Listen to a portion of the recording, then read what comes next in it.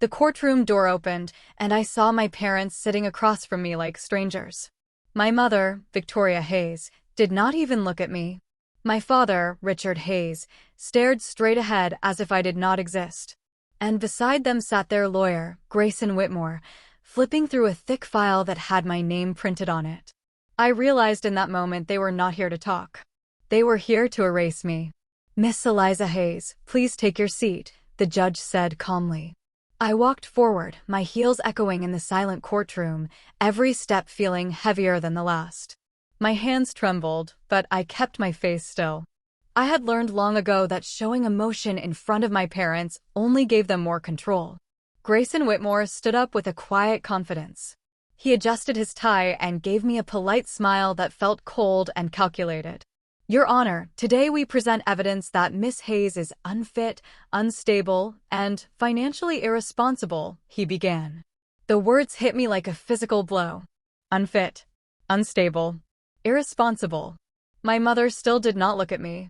My father's jaw tightened, but he said nothing. "This is a petition for complete financial control and legal guardianship over Miss Hayes' inherited estate," the lawyer continued. I felt my chest tighten. They were trying to take everything. Not just my money, my independence, my voice. The inheritance my grandmother left me had been the one thing that gave me a chance to build my own life. And now my parents wanted it back. As if I was still a child they could control. I swallowed hard and looked at the judge. "I am capable of managing my own life," I said, my voice steady but quiet. Grayson Whitmore smiled again. "Of course you believe that," he replied smoothly. "But we have documentation that suggests otherwise."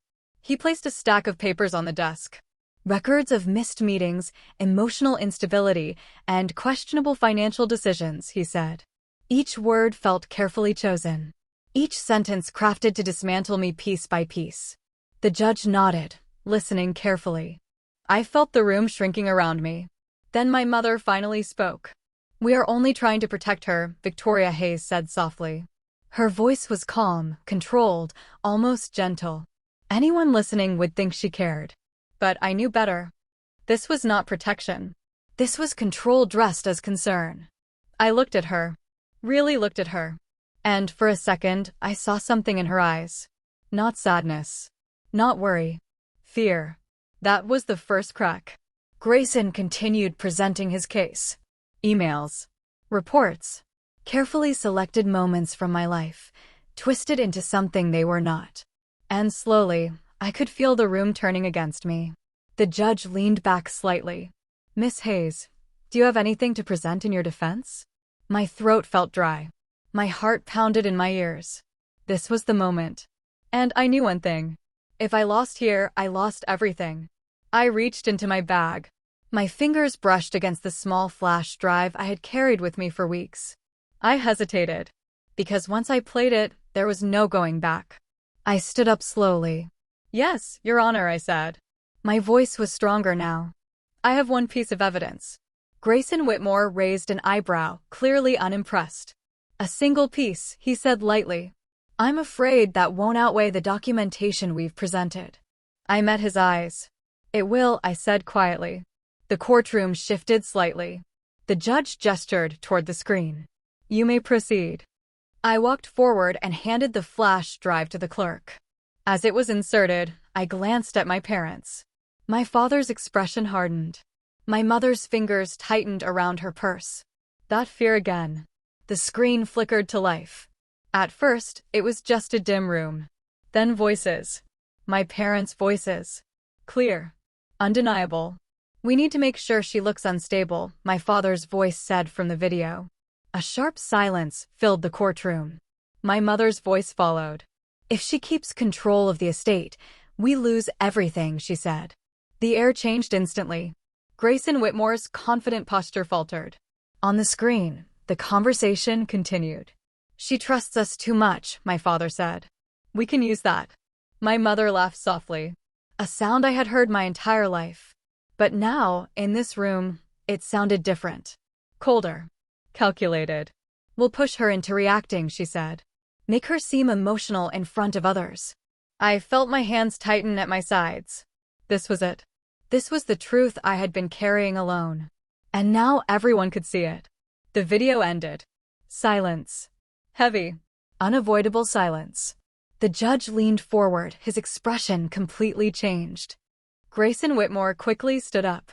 "Your Honor, this could be taken out of context." "Sit down, Mr. Whitmore," the judge interrupted firmly. The shift in power was immediate. The man who had walked in with control now looked uncertain. My parents sat frozen. For the first time since the hearing began, they looked at me. And I saw it clearly now. They were not in control anymore. The judge turned to them. "Would you like to explain this recording?" he asked. Neither of them spoke. Not immediately. My father finally cleared his throat. "This is being misinterpreted," he said. But his voice lacked the authority it had before. The judge did not look convinced. "Misinterpreted," he repeated. The courtroom felt like it was holding its breath. My mother shifted slightly, her composure cracking just enough to be visible. "We were concerned," she said carefully. "We may have spoken emotionally." I almost laughed. Emotionally. That word again. Used like a shield. The judge leaned back. "I have heard enough," he said. My heart stopped for a moment. This was it. Everything rested on what came next. "This court finds no grounds for legal guardianship," he continued. Relief hit me so suddenly it felt unreal. "The petition is denied," he said firmly.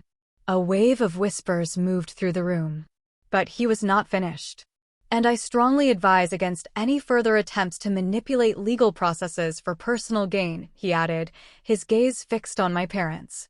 That was the final blow. Not loud. Not dramatic. But final. I stood there, still processing it. I had won. Not just the case. But something deeper.